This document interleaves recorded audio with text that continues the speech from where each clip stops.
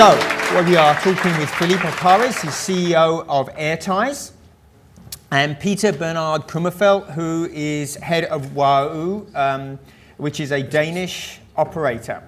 And Philippe, I want to start with you. I painted a picture of home Wi-Fi being a bit of a mess. That's you correct. recently did a survey about this. So can you talk about the results and see if it's just me that's enduring this misery or if it's everybody? No, I think you'll be relieved to realize that you're not alone in this. At AirTies, we're passionate about bringing the best of Wi-Fi to consumers, and myself as a consumer, I was in pain for many years before reaching that point. We did a survey to consumers, 1,000 consumers in the US and UK, and we asked some very simple questions. And the survey is extensive, but I want to give you two main conclusions of that. First of all, 54% of the consumers actually actively complain to their operators about Wi-Fi quality. It's pretty consistent with some measurements we have in the cloud, where our finding is that 57% of the consumers have dead spots. When I say dead spots, it's everybody has dead spots where you don't get Wi-Fi. I'm saying dead spots where there's actually devices struggling to get Wi-Fi. So they do have Wi-Fi devices struggling to get it. So over 50% of the consumers are suffering from that today, and 54% of them are actively complaining. We have some measurements showing that it's a significant portion of the calls to broadband operator. The second finding is that, and of course it's a quick question in terms of go-to-market, would you prefer to fix your problem and go into the retail, or would you prefer your operator to fix this problem for you? And overwhelming, close to 80% of them said we prefer the operator to fix it because we believe this is what they should be doing. And the reason being, between internet and Wi-Fi, for the consumer, there is no difference. So in other words, the last mile is not outside of the home, it's inside the home in the consumer mind. So that was quite clear, and we can see a number of initiatives in the retail popping in. So one might ask himself, well, I mean, there is solutions in there, but it's just the beginning of the wave. And we've seen that for many of you have been familiar with set-top box. The PVR started in the same way. It's been first available in retail with TiVo in particular. And once the operator embraced this revolution, starting with Sky and then the other operators, it was quite clear it became a massive wave. Now, the other key questions besides that is that, are you ready to pay for it? It's a very key question. And if you are ready to pay for it, how much are you ready to pay for it? And here again, we're talking over 75% of the people are said, we're ready to pay on top of what we're paying today to the operator's subscription to have whole home Wi-Fi, premium Wi-Fi. So in other words, if the quality is not good enough, but is really good, then we're ready to pay. And how much are you ready to pay? We are ready to pay anywhere between $5 and $10 per month. Now, this is very consistent with deployment we've made now over the past year and a half, 2 years. We started with Singapore Telecom, Singtel, and in the US, some cable operators, and more recently, Waoo in Denmark. The price seems to set itself around $7 US. I mean, it's on the 3 continents. And what do you get for that price? You get actually a set of additional hotspots that you can place in your home that are compatible with your gateway, and that cover the whole home. And wherever, if you're paying 50 megabits per second as a speed, you need to have it everywhere in the home. That's the promise. And basically that's the goal. So the good news is ready to pay, and or they're ready to pay for a higher tier subscription level. So there we promised you a potential new business. So we've heard about potential new business. Now let's talk about Waoo. Peter, give us a quick intro to Waoo and tell us why you thought about adding Wi-Fi as a service, as a premium service. Well, first of all, the main reason for focusing on in-home Wi-Fi service is we basically want our customers to have the best internet. We are a 100% fiber to the home operator. We have been provided best internet provider in Denmark 6 years in a row. So it's in our position and DNA to provide the best internet. So you're providing fiber to the home, but why?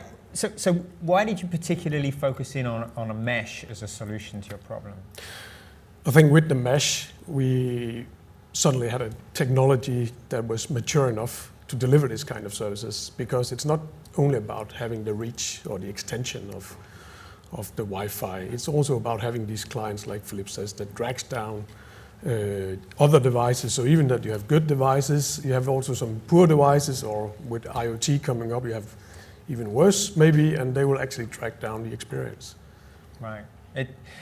That's very confusing to consumers. I know when I first started reading about this, this fact that one device, a bad device in your network, can actually drag down the performance for everybody was a big surprise to me, and I bet many of you don't know that either.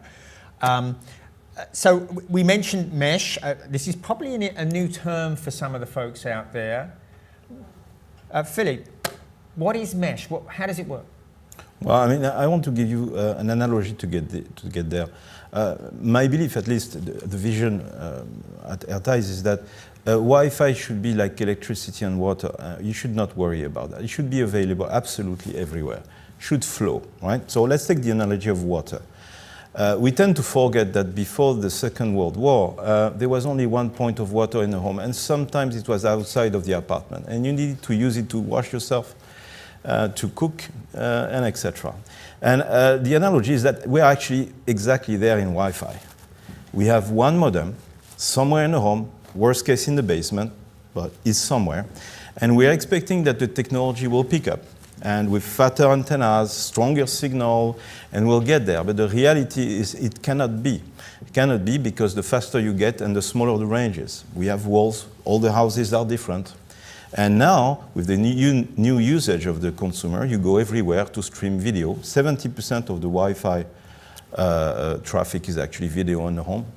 And you want to use it everywhere. So one of the problems of Wi-Fi is that everybody pings the modem one after another, and the more devices you get, especially when the devices are old, and the more the capacity of the network goes down, if you move around with a device around your home, then the device will stick to the gateway.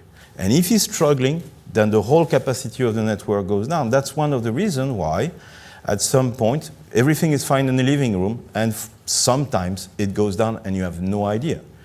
And you will blame the operator, of course. But most of the you're right. Mm-hmm. But most of the case, it's not that. It's just poor Wi-Fi in the home.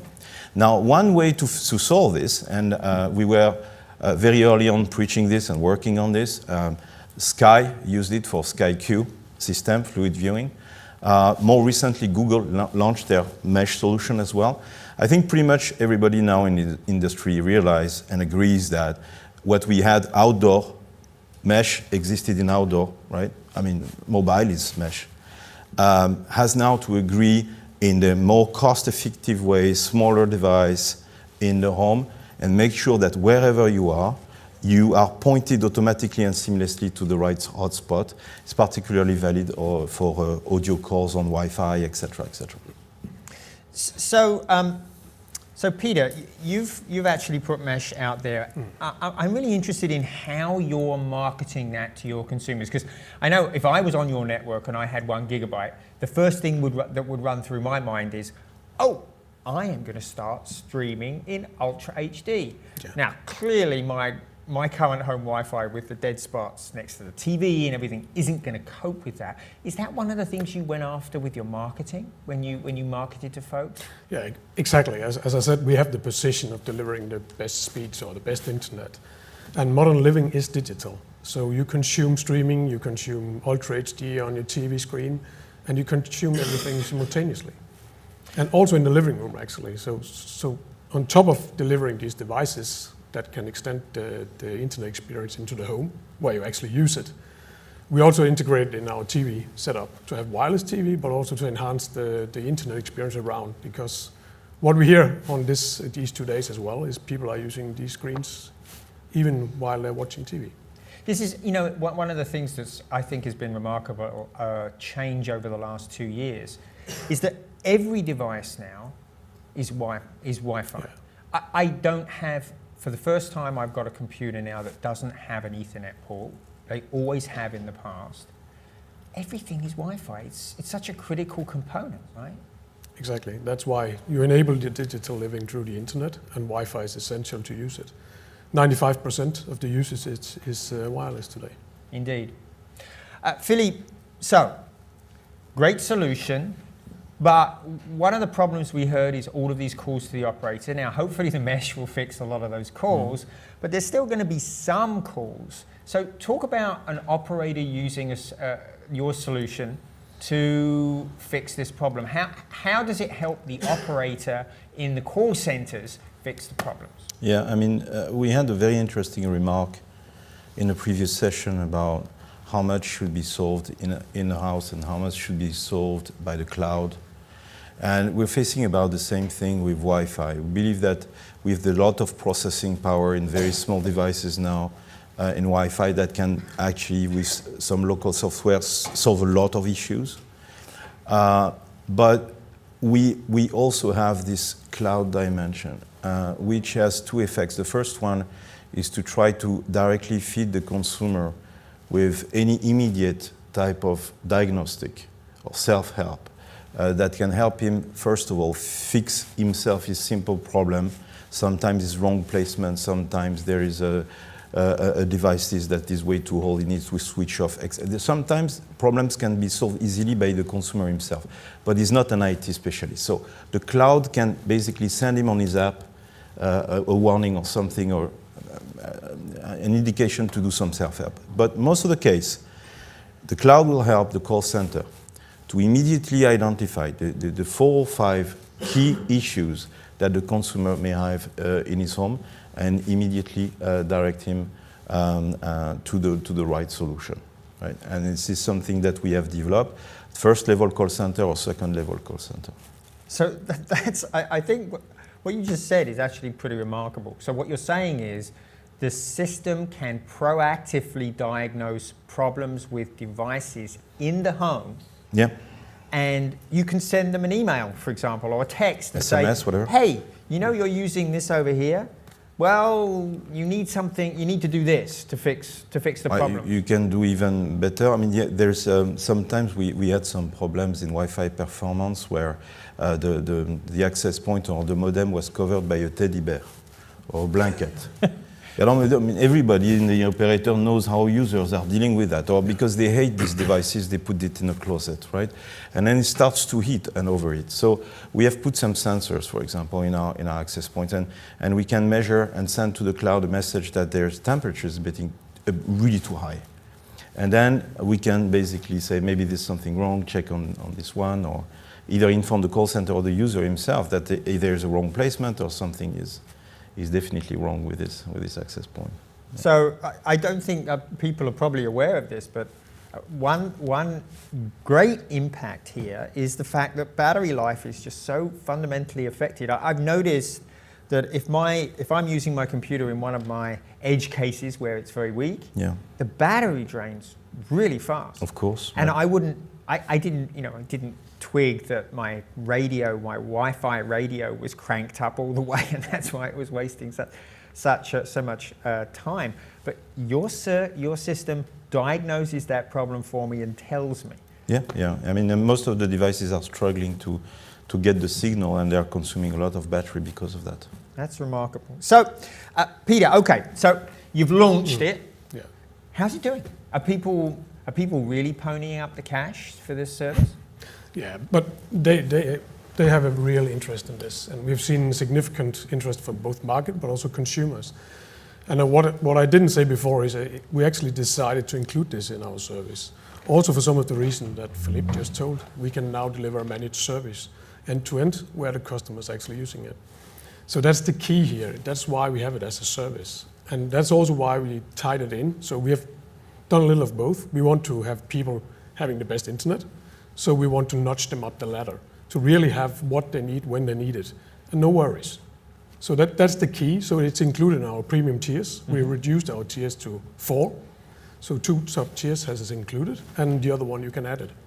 And so have you seen in those houses that have the service, have you seen a reduction in calls? I don't have the statistics for that yet, but we are running our customer surveys here before summer again. So we expect to see that impact, but on our NPS score, which is one of the key metrics this year. One of the key metrics, as we heard in the previous panel, net promoter score. I think that's probably one of the things that that I would think that this sort of solution would have the biggest impact on, because it's one of the biggest frustrations for consumers, right? They're paying for this great internet and they're not getting it. So if you give them a system that really delivers, that's going to pay you dividends in churn.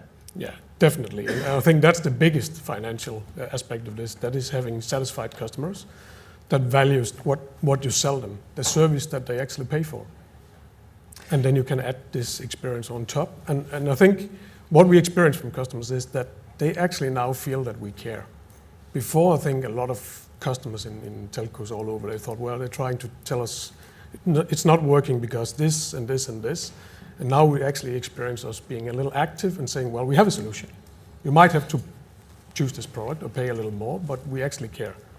I can think of a lot of operators who could do with a solution like that to boost their image with their customers. And on top, I think we will increase our ARPU as well by having people up in the higher tiers products, better products, or if they would just like to rent it. Wow, that's quite impressive. Big impacts in the networks and in his potentially revenue, in Peter's revenue picture. Well, hopefully there has been something else, is that if the operators are comfortable that a service at 100 megabits per second or going toward a gigabit per second, consumers will really use it or have the comfort, then they will introduce other services like 4K streaming, that will really work. And then I believe it will also have an impact on the ARPU of other high-level services like premium multi-screen moving forward. Indeed. So I can think of one right off the bat. Right now, I pay extra for HD streaming. If I could get 4K movie, maybe that will get me to pay an extra $1 or $2 for that movie. If you enjoy the experience. But not unless I can guarantee I can get the quality. Yeah. So one last thing, Philippe. You had an interesting announcement today with Broadcom, where Broadcom is including your technology in their chipsets. Can you just spend a minute just to talk about that before we finish? Yeah, sure. So as I explained, a good Wi-Fi, premium Wi-Fi, has to be based on some hotspot in the home, right? But everybody hates CPE. I could see that. OPEX, CAPEX, everybody. And even people hate having CPE at home. So one of the idea that we worked on, and actually Waoo is using some of this, is to turn the highly capable Wi-Fi devices, like of course the gateway, but also the set-top box, into active hotspot, right? So the idea is to put our software, just the software, and turn these devices into active hotspots. And this way, we can reduce the number of CPE and access points in the home and ensuring the same service. Now, this announcement with Broadcom means that all the Wi-Fi Broadcom chipset will include the AirTies capable driver and will maintain over time. We also agree on mixing our roadmap to make sure that we use the best of what they have, and they will support our features moving forward. What it means also is that we are able actually to port on any Broadcom capable device like a gateway way much faster than we were before because it's pre-integrated. We are compatible with several great chipsets, in particular Quantenna as well, but this is going a step further in terms of capacity to deploy fast in existing infrastructure and reducing the number of CPE. Very good. Well, I hope that we have delivered.